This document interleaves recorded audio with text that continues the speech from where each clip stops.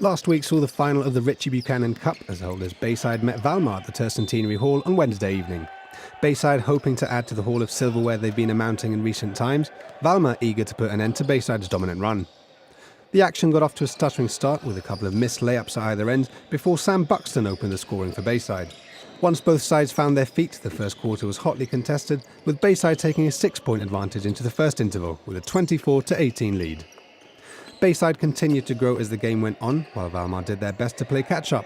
The speed with which Bayside recovered their defensive shape after each attack meant that Valmar were often limited in their options going forwards. They successfully countered at speed at times, but were usually faced with all 5 Bayside players as they moved up the court, and it was no easy task getting through them. 42-33 to Bayside heading into half-time.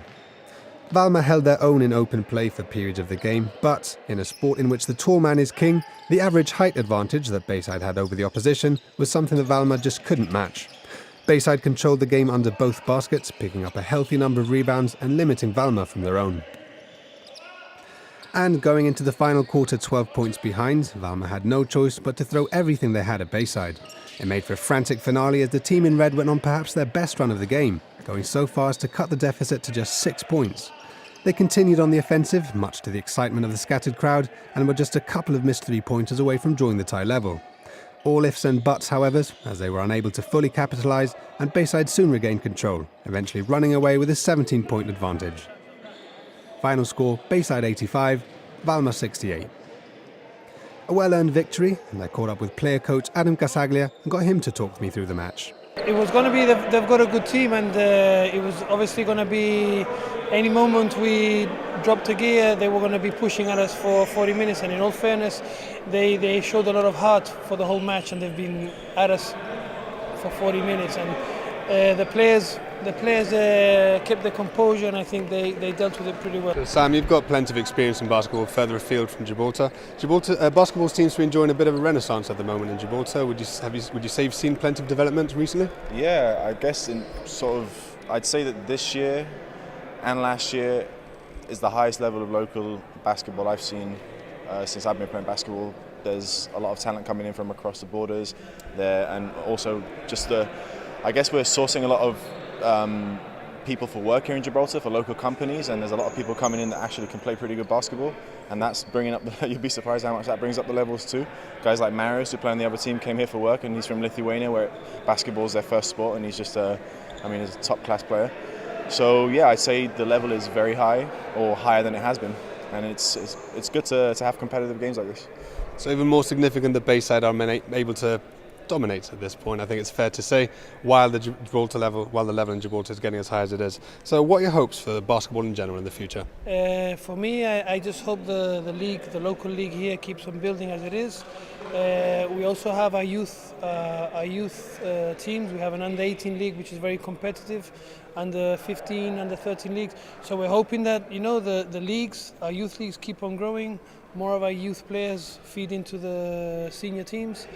And the more players from across the border that play over here in Gibraltar, is just going to raise the level of our basketball here, and at the same time it's going to develop our youngsters. We had, for example, Jamie Messilio playing with us today, 16 years old. He played some important minutes, played with very good basketball players, played against very good players as well, so that's only going to be a positive in the future for our youth development. And a few days later, the youngsters were in action themselves at the Under-13 Cup final, as Mel reports. Junior basketball has gone from strength to strength, and Saturday's Under-13 final was proof of all the hard work from both the coaches and players to make the game as competitive and fair as possible.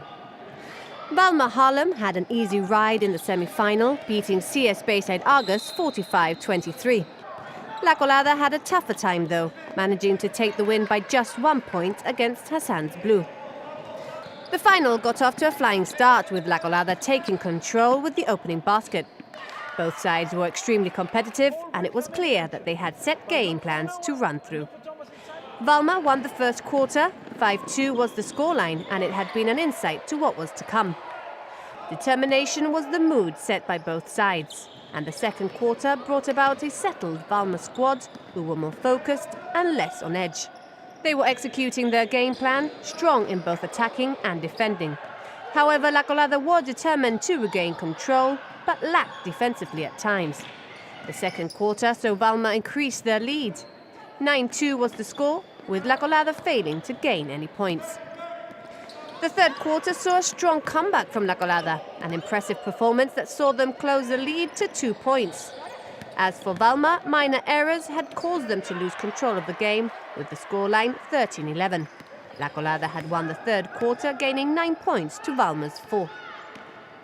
It seemed that La Colada had it in them to overtake their opponents after such a strong and fierce third quarter.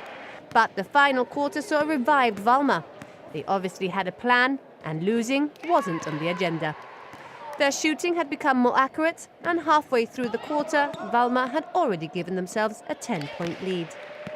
Although La Colada's footwork and skill was on par to Valmar, their shooting wasn't, and this was their downfall.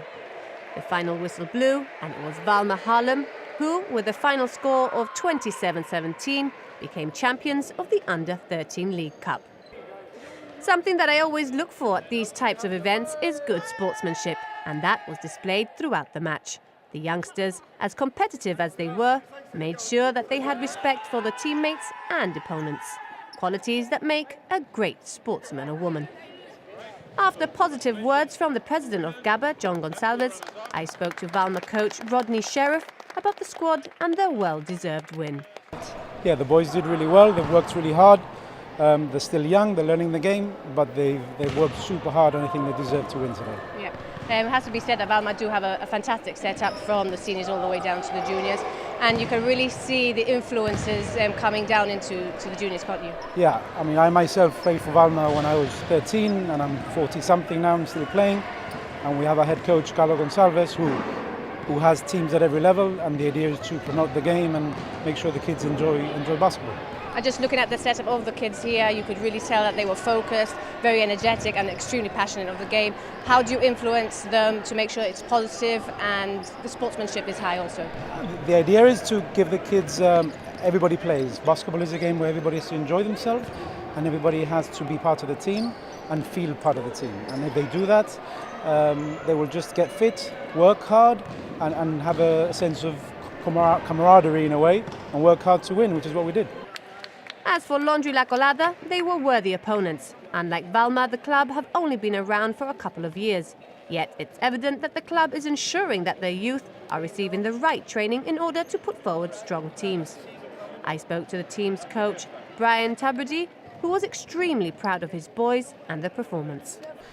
We definitely had a good match. We started off a little slow. Third quarter, we definitely turned it up, brought it back up. And fourth quarter, they got away from us a little bit, and the kids went down a little bit, and that was the game. Colada is a new club, relatively new to basketball in Gibraltar. Valmar have been around for decades now, but the setup that you've brought here for the youngsters is definitely going to improve the sport, wouldn't you say? Definitely. I mean, I try to get them in the gym as much as possible during the week to make sure that they're progressing. Myself and others have seen a lot of improvement out of each and every kid. Big goal that we had this year was every kid on the team was able to score, and I think we definitely had a good season. We finished off in the first place, and unfortunately we fell short in the championship game.